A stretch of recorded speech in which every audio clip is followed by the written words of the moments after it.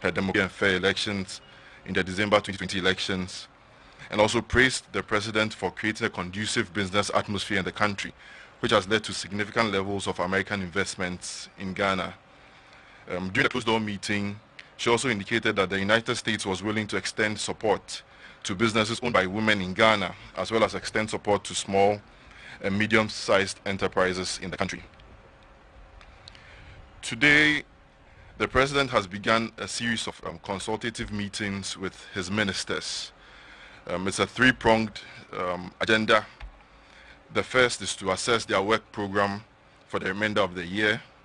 Secondly, to discuss their budgetary requirements and their work program ahead of the reading of the budget for 2022. And also thirdly, to ensure that they continue to be in tune with his agenda for the second term of office. He has met 14 ministers today. Indeed, he's still meeting. The meetings are continuing. And so far, he's met the ministers for trade and industry. He's met energy, employment and labor relations, fisheries and aquaculture, public enterprises, youth and sports, local government, decentralization and rural development, chieftaincy and religious affairs, and parliamentary affairs. In the course of the day, he's expected to meet the ministers for information, the attorney general, gender, children and social protection, lands and natural resources, and these meetings would be concluded tomorrow. And then from Friday, 1st of October, the President will resume his regional tours. As you already know, he's toured 12 out of the 16 regions. He's left with the Eastern Ashanti, Greater Accra, and Central region. So from Friday, he will begin these tours with a week-long visit to the Ashanti and Eastern regions. And the dates for the other two regions, that's the Central region and Greater Accra, will be communicated in due course. Thank you for your attention, and I'll gladly take your questions now.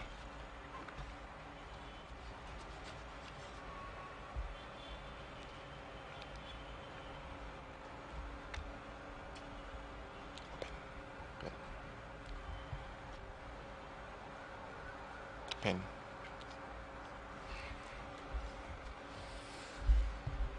Thank you, Director. I just wanted us to go back to the ECOWAS summit, if possible. Sanctions on the Guinean military government was announced post the emergency ECOWAS summit in Accra. Now, I'm wondering if individual members of the junta do not have assets or accounts in other West African countries, how are the sanctions going to be effective?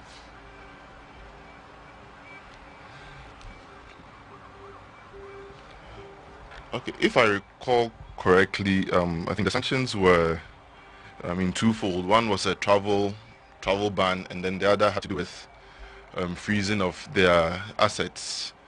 My simple answer to this question is that ECOWAS, if you recollect, the ECOWAS imposed sanctions similar to those imposed on Guinea in Mali, and by and large, it's proving to be effective and, let me say, successful in quotes.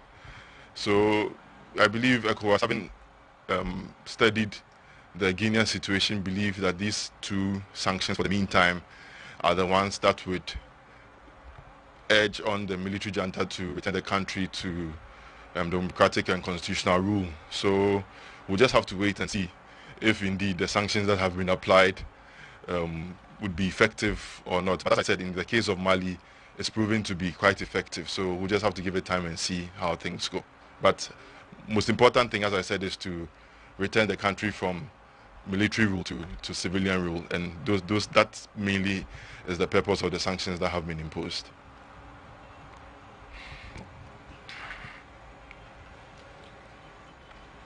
I have two questions. The first one, the North member of Parliament again, Okudzato Ablako, has been on his crusade, if I'll put it that way, on the trips by the president. We know you've indicated on a number of occasions that the president's travel is a national security issue. We had the national security minister and the defense minister come out to say that. But the MP has accused you personally of peddling falsehood when you stated in the last but two press conference here that the president did not travel in the LX DIO Boeing aircraft to the UK in July and then to Berlin in September. And he says you have personally disgraced the presidency and that you should reconsider that your position. Any response to him? Secondly, social media was, especially Facebook, was buzzing with reports that whilst the president was in the US, he had visited the offices of Facebook to more or less meet authorities there in a way to stop the use of Facebook in Ghana or check the kind of messages put out in Ghana. Did the president visit the offices of Facebook, and was that discussion ever held? Thank you. Let me start with the second question. On this particular trip, the president embarked on to New York, to Houston, and to Washington. There was no such visit to the headquarters or the offices of Facebook. Nothing like that on the agenda. So obviously it's for propaganda purposes. Yeah, but the president, you and I know, indeed all of us know, the president who ensured the repeal of the criminal libel, or the president under whose tenure of office the Right to Information Act has been passed. You know, he is extremely tolerant of dissenting views, and nothing in his makeup or in his DNA suggests that he would countenance or embark on such an undertaking. He never went to Facebook. He has never engaged anybody to try and stifle dissent or stifle free speech. He has never done that. So let's just treat it with the contempt it deserves. Complete propaganda. Secondly, to your first question, as you indicated, and as I've indicated before, the Minister for Defense, the Minister for Finance have all made it clear, on the floor of Parliament, that issues to do with the President's travel, borders on national security issues. In my last but one press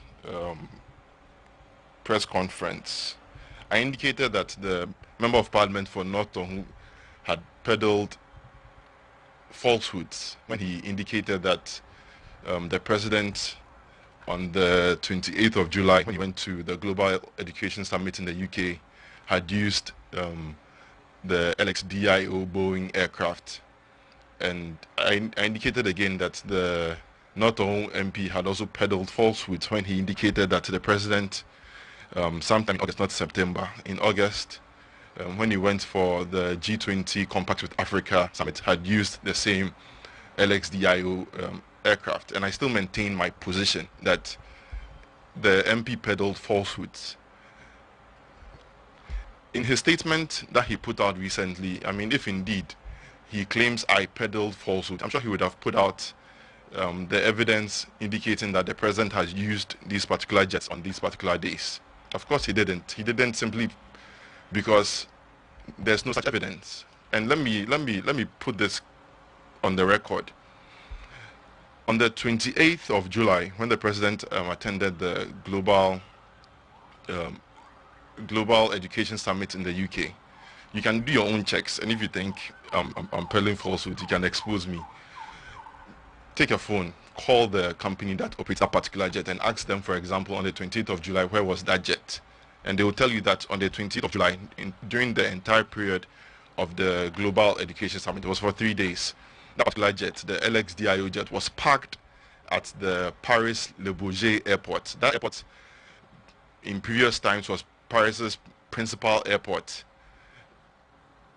Recently, it's being used for general aviation activities as well as for business jet operations. So you call them, you find out, they will tell you that that particular jet was parked at the airport in Paris and was nowhere in the UK, as is being insinuated by the Member of Parliament for North Tongu. Again, you do your checks again, pick a phone, call the operators of the company of the jet and ask them that on the 28th of August, when the President was in Germany for the G20 Compact with Africa, where was that particular jet? And they will tell you that within that period, it had been rented for 15 days by another African president.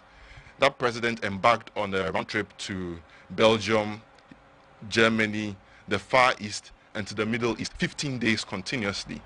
All of us know that in the course of this year, the president has not embarked on a trip like that. So again, one would ask the question, where did the not a member of parliament get his information from? Obviously, if I'm to use his own words, he peddled naked untruths. And if there's somebody who has to apologize to the people of Ghana for peddling such falsehoods and such untruths, it's definitely him. And as I've made it clear, if he says he has contrary evidence to what I'm saying, to the effect that on the 23rd, 28th of July and the 23rd of August at the Global Education Summit and at the G20 Compact with Africa program, that jet was nowhere near President Akufo-Addo. If he thinks he has any contrary evidence to that effect, he should put it out. I put mine out. So the ball is in his court. Thank you. Yeah.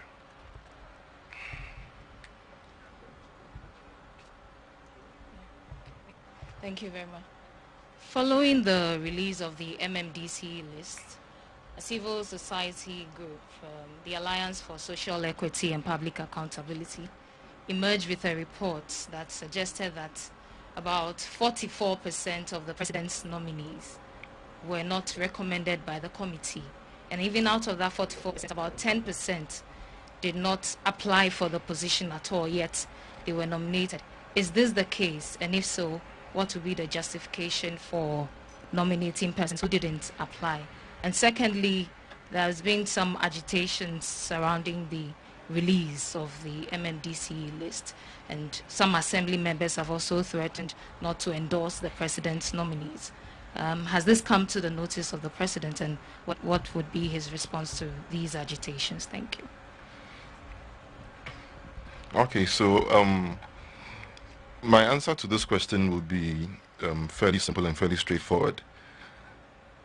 I'm sure this civil society organization based its assertions on a leaked report that supposedly shortlisted a number of applicants for the various districts or municipalities, and reasons were given as to why those persons were shortlisted. I can say on authority that that report was not the report that was submitted to the president. The report that was submitted to the president, indeed, there are only two copies, himself and then one in the possession of the deputy chief of staff. That's the report they worked on. So if the civil society organization is basing its analysis on the leaked report, then obviously they're completely wrong, completely mistaken, because that was not the report that was finally submitted to the president. And secondly, let's make it clear. The Constitution makes it very clear that the executive authority resides only in the president. He's the only one who has the power to hire and fire his appointees. He's the only one. The report that was submitted to him by the Damboche-led committee, if I use these words, were only, let's say, mere guidelines to him as to what was pertaining in those particular districts or municipalities or in the metropolitan areas. He's the one who decides. They are his appointees. So he's not first and foremost bound by the comments or by the report of, or by the recommendations of any report that's submitted to him. He's not bound by those recommendations at all. He decides what he has to do. If he believes, for example, the committee recommended that in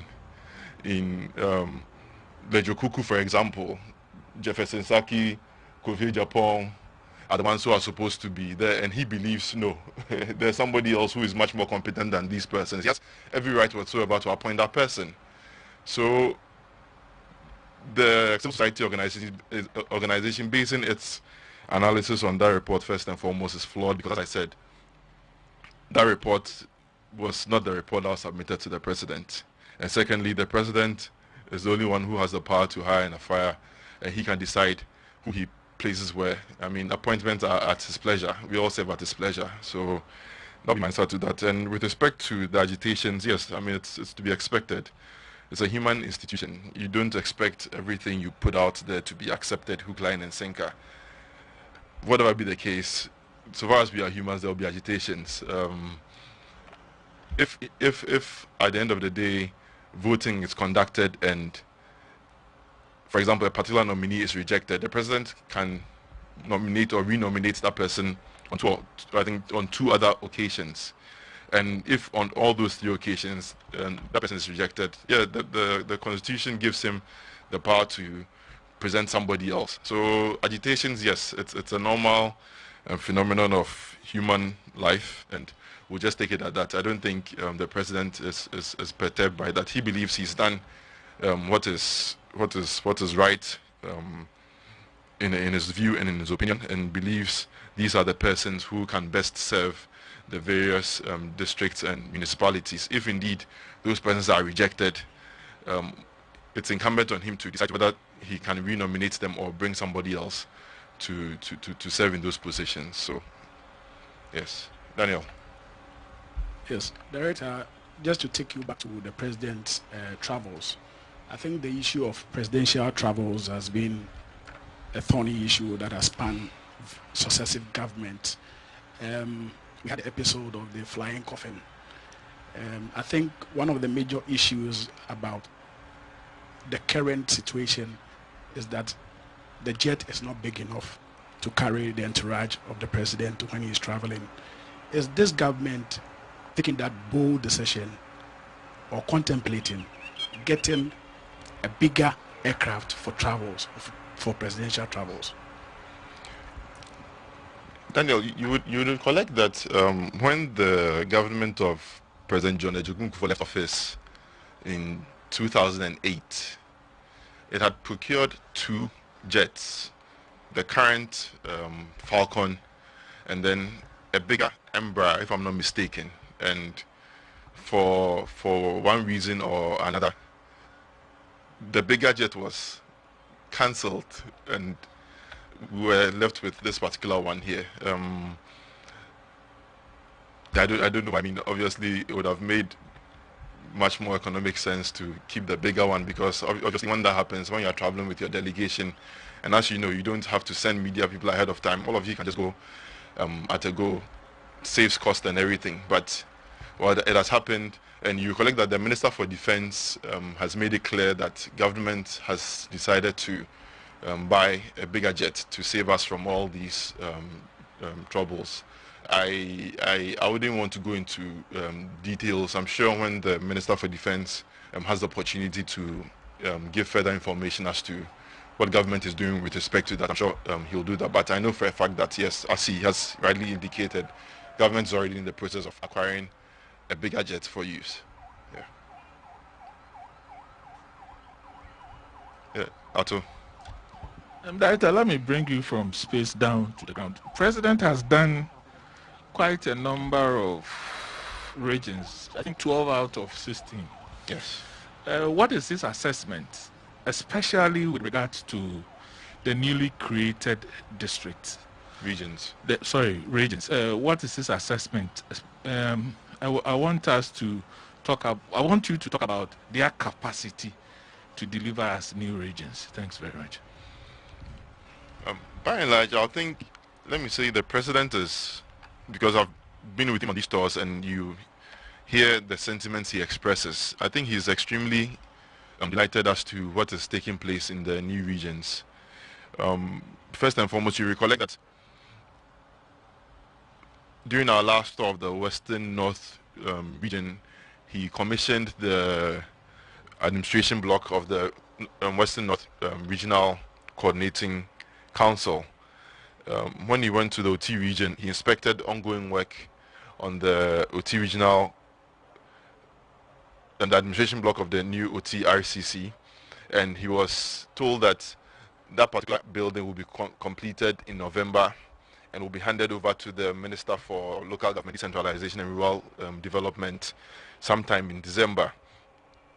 When he presented the instruments establishing the new regions here at the forecourt of the Jubilee House, he made it clear that one thing he wanted to do was to move away from the practice whereby you have the various regional headquarters of the various agencies located or situated in the regional capitals. He said he was going to move away from that because he believes that's a much faster way of bringing development to the people, and as well as spreading services all around the new regions.